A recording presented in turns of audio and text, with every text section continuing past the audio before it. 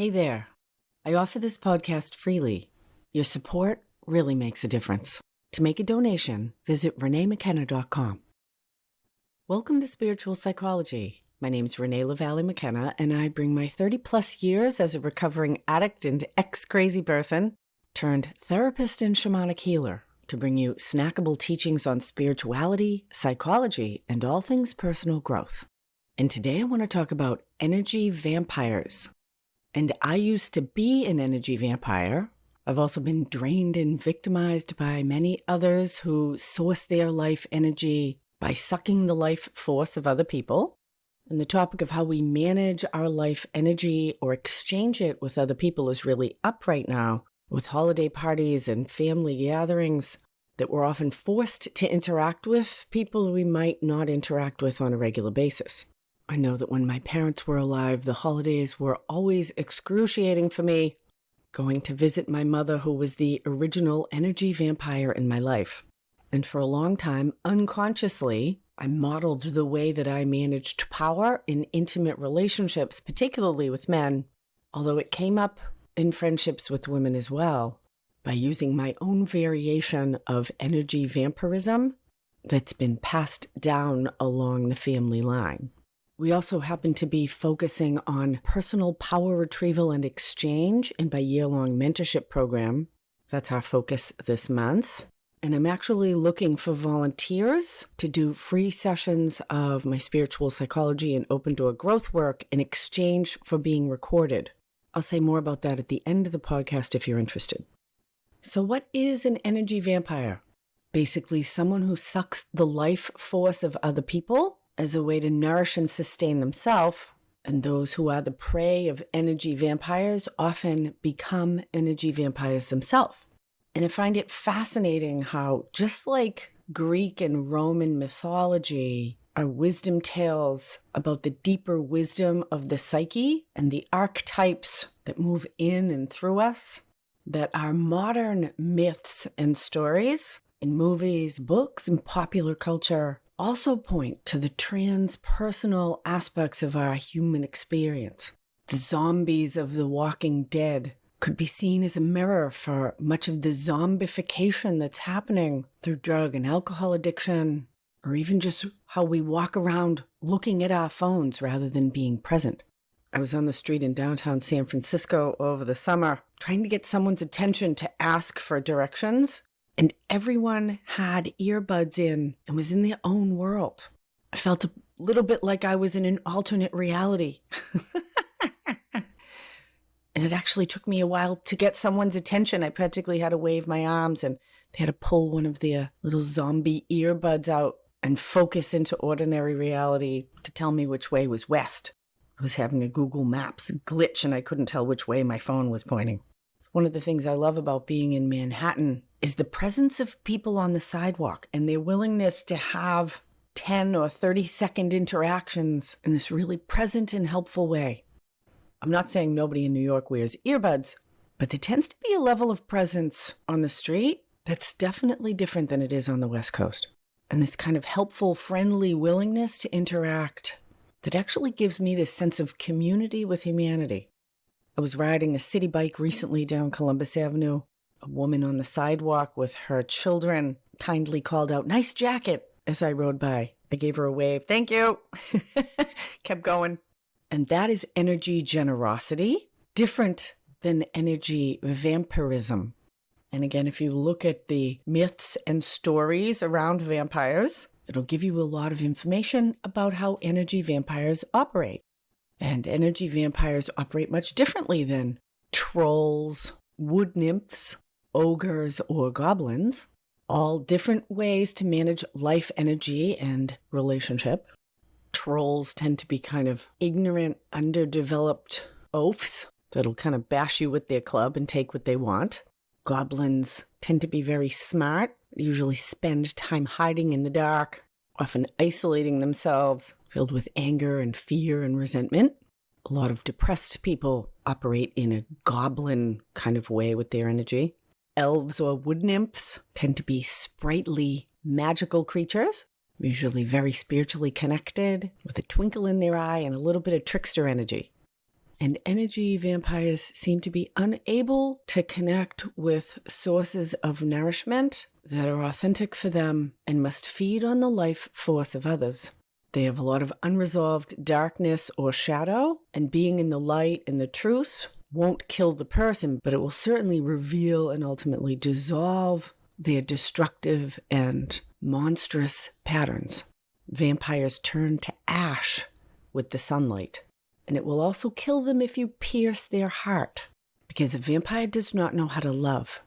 And as I came to dismantle and be conscious about my own patterns as an energy vampire, my unwillingness to be vulnerable, truly intimate with another, my cynicism about love was at the root of that pattern. And because we actually need to exchange love with other humans, other creatures, and the life force in this density of existence in the middle world as a person. It's actually a need, not a want. Just like breathing in and breathing out. Energetically, spiritually, we are always in an energy or power exchange with the larger consciousness system.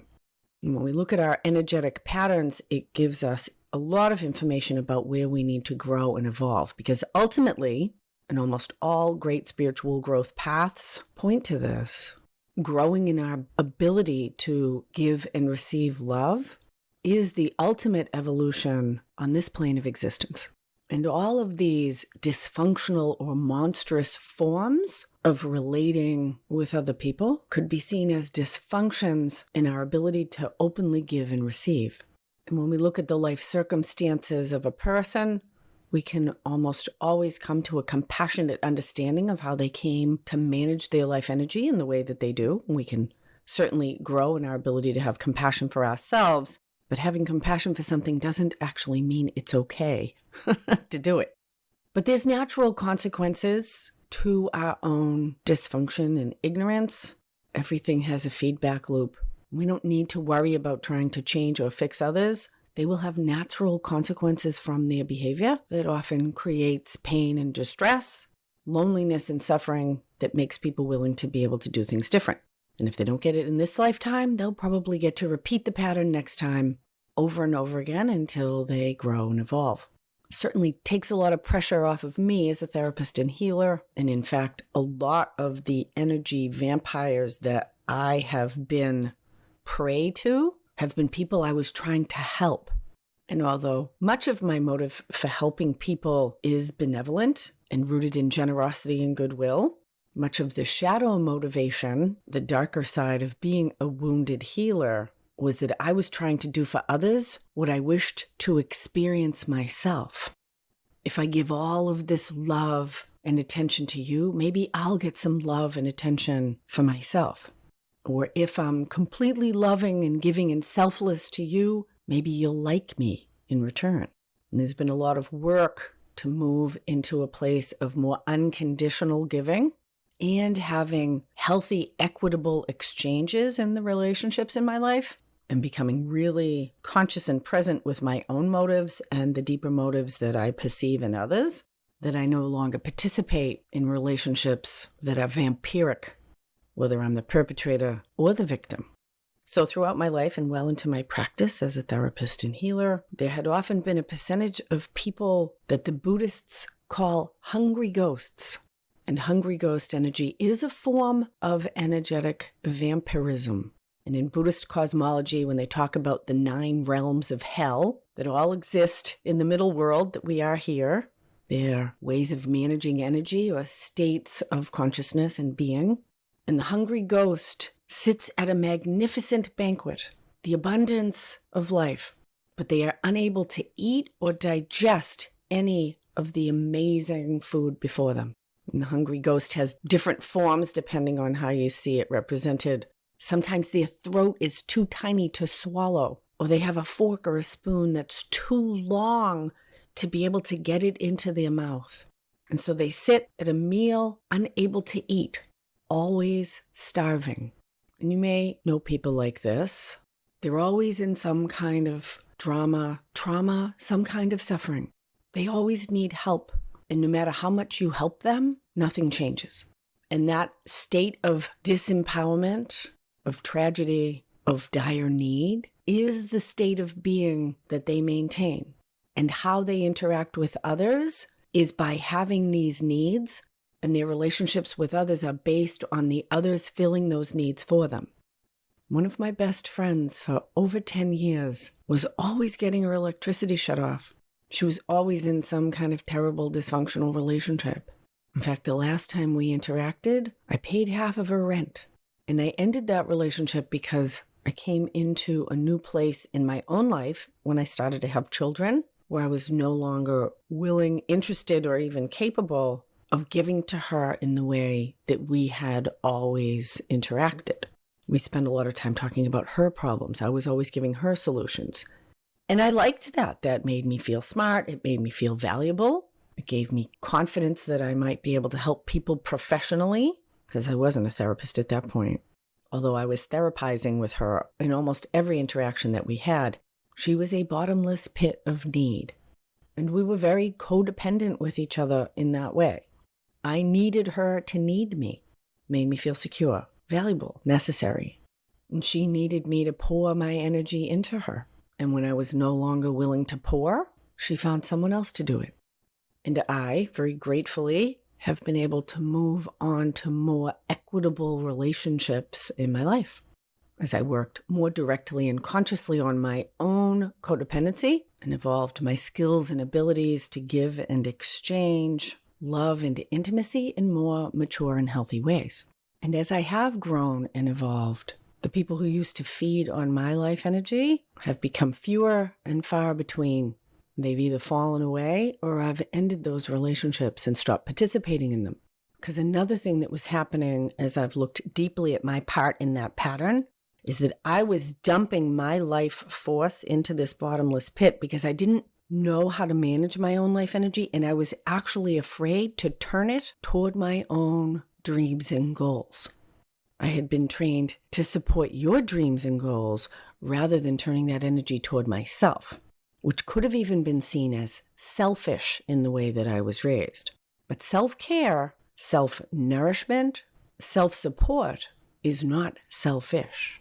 We are here to be our most authentic self in the world, and we need to use our own life energy toward growing and developing our own gifts, talents, skills, and following our own joy, rather than just being the back-end support for others. And a lot of women particularly have been trained to do that, and it's actually part of the shadow side of the feminine that supports the patriarchy. That's a deeper conversation.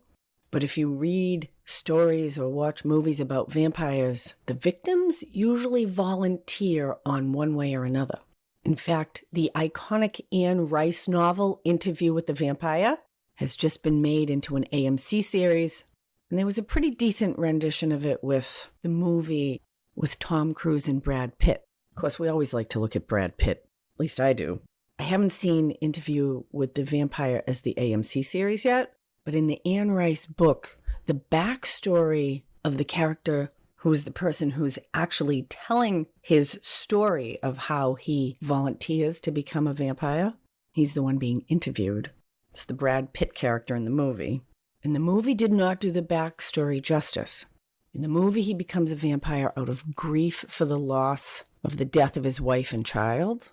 But in the original book, it's much more intense and probably true to how vampirism develops.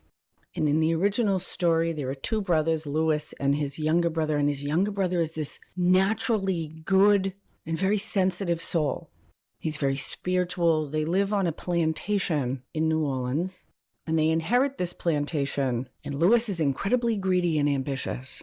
And he takes over the family business, and he forces his brother to work with him. And his brother has no interest in business. He wants to pray and meditate and create art. But the spiritual creative brother does what Louis wants, and ultimately he sickens and dies because he's not following his own life path. And those two characters could even be seen as two parts of one person. And when we don't care for our deeper soul self and become selfish and greedy, trying to fill ourselves with things and power in the material world, the spiritual aspect of us sickens and perhaps will die. And Louis feels so guilty about his brother's death that he goes further into the dark side. And when he is approached by the vampire Lestat, who offers him eternal life in exchange for being a vampire, he says, "Sure, go ahead, bite me. I don't give a shit." And somewhat reluctantly becomes a vampire himself. And so I can see that not dissimilar pattern in my early romantic relationships, in my relationship with my mother, in her relationship with her alcoholic father, and probably his relationship with my great-grandmother, who I never met.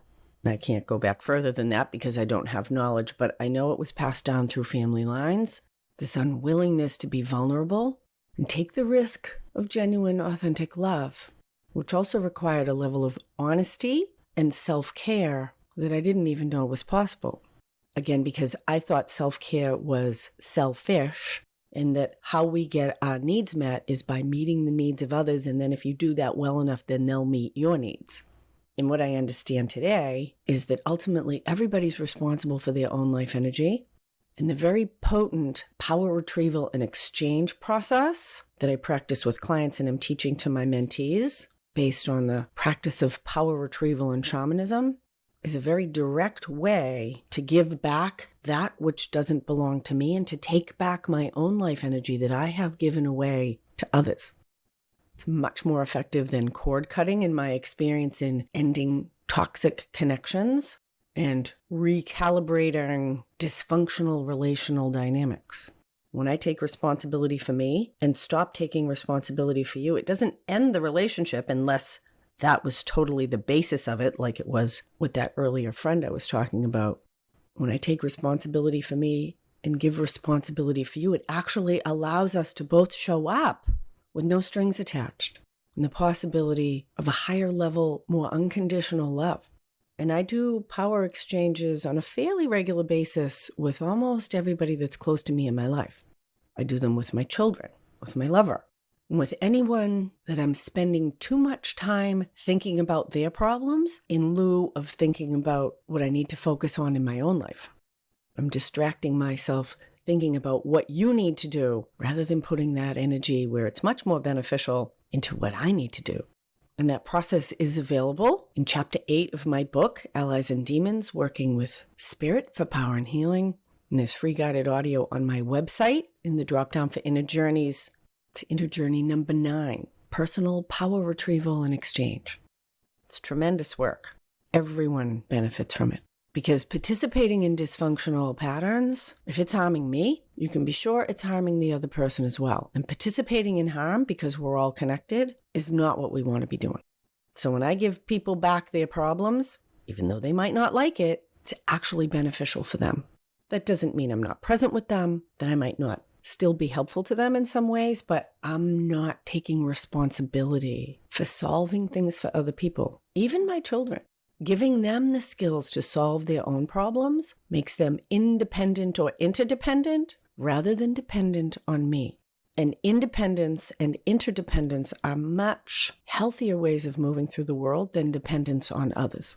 And so the darkest vampire pattern that I had was to get involved with a man, and I would generally be very gracious and open and vulnerable with them in the beginning. And then once I became secure that they liked or loved or cared about me, I would emotionally shut down. And this was not a conscious choice in the beginning, although ultimately I observed the process enough that I started to consciously use it. Because when we shut down in that way, it triggers an abandonment response in the other person, and they want us back. And that wanting was what I fed on. And I've been on both sides of that dynamic. It was how a lot of my early addictive relationships were, that one or the other of us was emotionally unavailable. And I was either constantly seeking, trying to impress, or obsessing about some emotionally unavailable man. Or I had men who were seeking, trying to impress, or obsessing about me as an emotionally unavailable woman. And the neck bite is that initial honeymoon phase. And the feeding on the life force happens when the person becomes emotionally unavailable, whether it's you or others, and it's like a siphon hose. It sucks the life energy. And again, I've been on both sides of that, being sucked and sucking. And I stay as far away from that energy as possible now.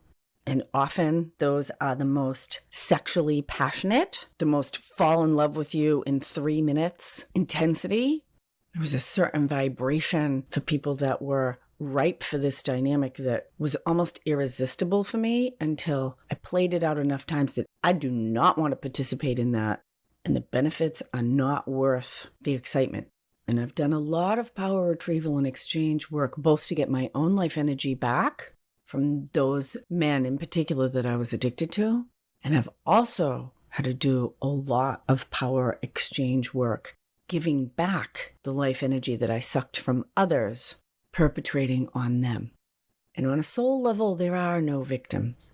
Whatever the circumstances and the traumas of our life, they are unique and particular to us, whether we're drawn to them or whether we sign up for them, on a soul level to help us grow and evolve and develop again along this continuum to ultimate unification and unconditional love.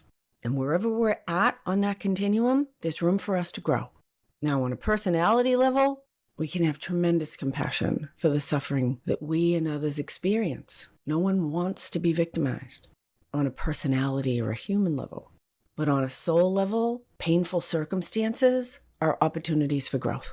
And owning our own dysfunction, owning the ways that we harm others, being willing to look at our selfishness, our fear, our own greed, our own unwillingness to love ourselves or others, which is a harm.